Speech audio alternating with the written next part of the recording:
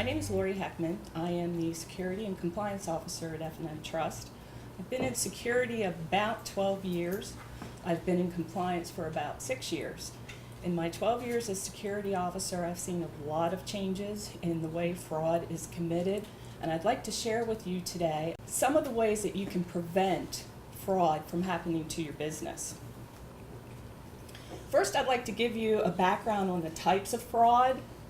We have check fraud, cyber fraud, which is what we're hearing a lot about now. And then two, we have employee insider theft. Check fraud. Checks continue to be the most dominant form of organizational fraud. 60% of businesses that reported attempted or actual fraud in 2011 were victims of check fraud. Every check you write has the potential to be compromised by paying your vendors through the mail, customers whenever you're issuing customer reimbursements or return of customer deposits, and even your payroll checks have a chance to be compromised. How is it compromised? Well, the check is stolen and the forged endorsement, it's cashed by a thief. The check is also used to create counterfeit checks to replicate your checks. What I want to give to you is an example of what happened to this area in 2010. June 30th, 2010, the U.S. Postal Service actually issued a crime alert. What they were telling us, the local banks, that there was an organized crime group actually going around to rural mailboxes and stealing business checks, and they were targeting like industrial parks. They were targeting industrial parks because that's where the businesses are located.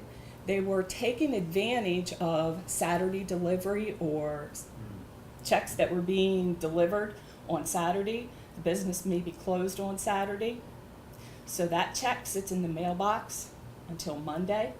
That's what they were taking advantage of. This group was operating since 2008, and they were operating in Pennsylvania, Delaware, Maryland, and Virginia. This was the U.S. Postal Crime Service alert.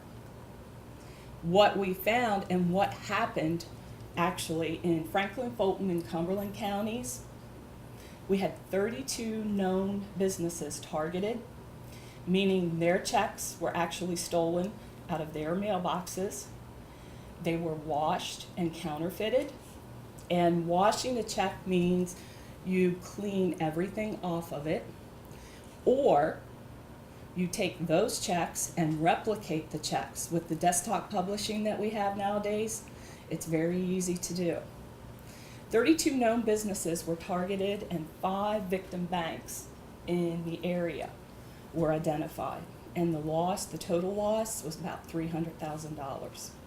To prevent this type of fraud happening, limit your use of checks, implement positive pay, and do not leave mail in rural mailboxes. Use a post office box. Limit the number of authorized signers on your accounts. Store your check stock in a secure location.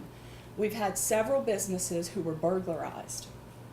And when a business is burglarized, you're thinking about inventory being stolen or your cash being stolen. What these businesses didn't realize is the thieves were actually looking for their financial statements, for their check stock. And what they would do is take a check out of the back of one of their packs of checks, and then they would use that to create counterfeit checks. So if there is a burglary in your business, always check your financial records and where your check stock is. Always shred your statements and always shred your canceled checks.